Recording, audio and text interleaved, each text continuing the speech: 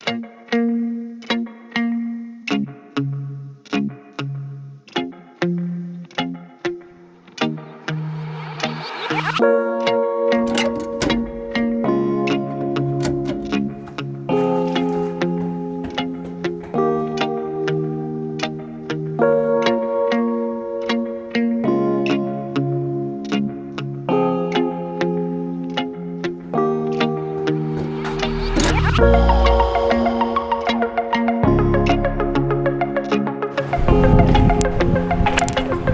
चलिए गाइस, समय का महत्व रखते हुए इस वीडियो को स्टार्ट करते हैं।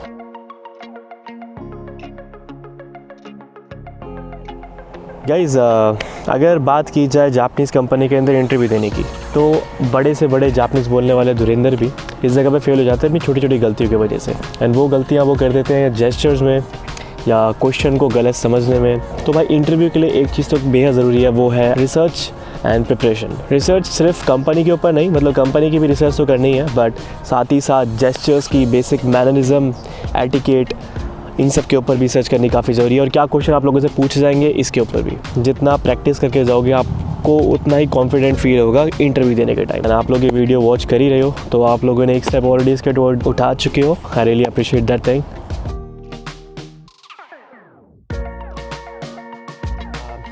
जब आप कंपनी के अंदर एंटर करेंगे तो आप देखेंगे कि जितने भी इंटरव्यू देने के लिए आ रहे हैं वो सब लाइन से बैठे हुए हैं, ठीक है। सपोजिवली आपका नंबर आ भी गया, मतलब जो आपसे पहले गया था वो बंदा इंटरव्यू दे के आ गया, ना इट्स योर टर्न, तो आपको इमीडिएटली उठ के अंदर स्टेप इन नहीं करना है जब तक आपको कॉल ना आए। एंड इन केस आपकी कॉल आती भी है, देन एक चीज़ का बेहद ध्यान रखो, डोर को 3 बार नॉक करो एंड उसके बाद शिमास बोलो, जिसको सुन के अंदर जो इंटरव्यूअर है वो आपको अलाउंस देगा अंदर आने की, दोजो बोल के, and then you can enter. Door बंद करने का भी एक मैनर है, आपको इंटरव्यूअर को अपनी पीठ दिखा के डोर बंद नहीं करना। And once you close the door again आप इंटरव्यू को फेस करो एंड देन शिमास बोल के बो करो उनको। बो आपको टाइम करना ज़रूरी है गाइज, ये यहाँ के कल्चर के अंदर है। उसके बाद आपको एक फ्रेज़ बोलना है, जैसे फॉर एग्जाम्पल मेरा नाम शुभम है, शुभम तो मोशिमास दोजो योरिशिकोन गाइशिमास, ये आपको बोलना ज़रूरी है। ये सुनने के बाद वो बंदा रिप्लाई देगा दोजो स्वाते कुदासाई। देन जब आपको बैठने की परमिशन मिल गई, थैंक यू बोल के आप बैठो। जैसे आप सीट में बैठे, मेक श्योर कि आप अपनी पीठ को सीट पे, चेयर जो है उस पर टिका के ना बैठे, क्योंकि वो काफ़ी ज़्यादा रिलैक्सिंग पोज हो जाता है। आपको 90 डिग्री एंगल पे रहना है, एकदम ऐसे स्ट्रेट, ना तो ज़्यादा पीछे जाना है ना ज़्यादा आगे जाना है, क्योंकि अगर आप ज़्यादा आगे जाते हैं तो वो एक अप्रोचिंग स्टांस नहीं है। आपके जो हाथ होंगे उसको आप घुटनों पर रख सकते हो।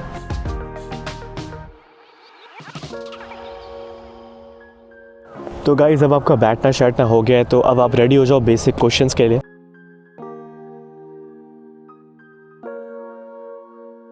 इंट्रोडक्शन मेक श्योर कि आपका ज़्यादा लंबा ना हो, छोटा सा आपने पहली चीज़ को समराइज़ करके प्रैक्टिस कर रखा हो। ऐसा कई बार होता है कि कंपनीज़ आपको पूछती है कि आप इस कंपनी के बारे में क्या जानते हो, तो इंटरव्यू देने से पहले आप लोगों ने इस चीज़ पर रिसर्च कर रखी होगी, तो ये वेल एंड गुड है।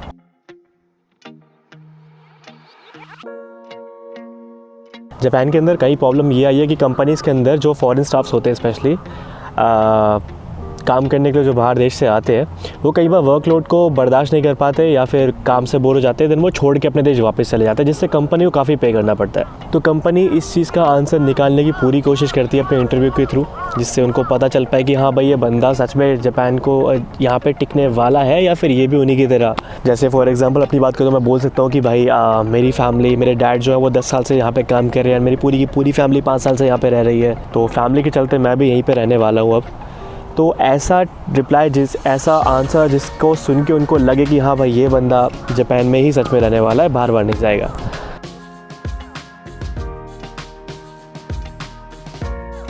इस जगह पे भी काफ़ी लोग गलतियाँ करते हैं, तो कई बार लोग इसको 1 सेंटेंस में या फिर 1 लाइन में डिफ़ाइन करके छोड़ देते हैं। जैसे कुछ लोग बोलते हैं कि भाई मेरे को एनीमे पसंद है, किसी ने बोल दिया मेरे को मार्शल आर्ट्स पसंद है, तो किसी ने कोई ब्ला ब्ला ब्ला कुछ एक अपना पॉइंट रख दिया। तो आपको ध्यान रखना है गाइस, कंपनी आपसे इस आंसर की एक्सपेक्टेशन नहीं रख रही है। कंपनी को लगेगा कि आप सिर्फ उस एक पर्टिकुलर कैटेगरी को लेके सीरियस हो। आई मीन लाइक आपके लिए वो चीज़ पहले है दूसरी चीज़ों से। तो आपको कंपनी को ये प्रूफ कराना है, आपको कंपनी को इस बात के लिए कन्विंस कराना है कि आप सिर्फ उस कैटेगरी को लेके नहीं, आप पूरे जापान को लेके सीरियस हो। फॉर एग्ज़ाम्पल आप बोल सकते हो कि मैं बचपन से एनीमे देखते आ रहा हूँ, तो मुझे एनीमे बहुत पसंद है। मैंने जापान के बारे में पढ़ा भी है, तो मुझे यहाँ का कल्चर काफ़ी लुभाता है। तो मेरा बचपन से रहा था कि भाई मैं जापान जाऊँ। मैं यहाँ पे ट्रैवल करने के लिए आया था, तो मुझे जापान काफ़ी अच्छा लगा। जिसके बाद हमने लॉन्ग टर्म वीज़े के लिए अप्लाई किया, हमारा वीज़ा लग गया, तो अब मेरा यहीं पे रहने का विचार है। इंटरव्यू के अंदर कंपनीज़ 2 क्वेश्चन, स्पेशली जापान के अंदर, इन 2 क्वेश्चन का आंसर तो पक्का निकालने की कोशिश करती है। पहला तो ये है कि बंदा टिक के काम करेगा नहीं करेगा, मतलब कितने टाइम के लिए काम करेगा, आधा छोड़ के भाग तो नहीं जाएगा। सेकंड ये है कि जो बंदा आ रहा है वो आके हमारे यहाँ पे कितने सारे जापानीज़ कंपनी है, जापानीज़ स्टाफ है, उनसे मिलाव कर पाएगा नहीं कर पाएगा। क्योंकि अगर आपके बॉन्डिंग अच्छे नहीं है, अगर आपके रिलेशनशिप अच्छे नहीं है, तो वो टीम थोड़ी फीकी पड़ जाती है। फीकी पड़ने की वजह से परफॉर्मेंस पे काफ़ी इफ़ेक्ट पड़ता है।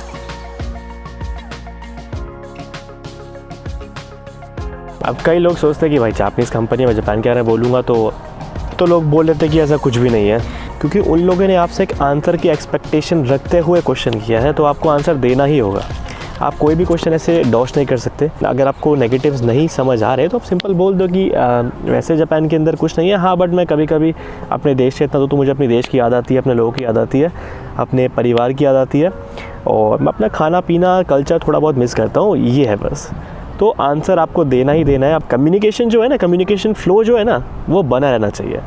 A few moments later. Like समझ नहीं आ रहा भाई गर्मी आई कब। मतलब मैं कल तक तो, मेरे को याद है कि मैं कल तक तो कह रहा था कि भाई इतनी ठंड है, इतनी ठंड है, रजाइयाँ लेके सो रहा था 2-2। आज बाहर निकला 23 डिग्री टेम्परेचर, और अचानक से इतनी गर्मी पड़ रही है, इसे पता नहीं जून अगस्त का महीना आ गया है। मतलब मेरे फ़ोन की रिकॉर्डिंग 5 बार बंद हुई है। फ़ोन बोल रहा है कि जो आपका फ़ोन है वो काफ़ी ज़्यादा गर्म हो चुका है, इसको रूम टेम्परेचर पर रखो, एंड आपकी कैमरा तभी चलेगा जब ये थोड़ा फ़ोन ठंडा होगा।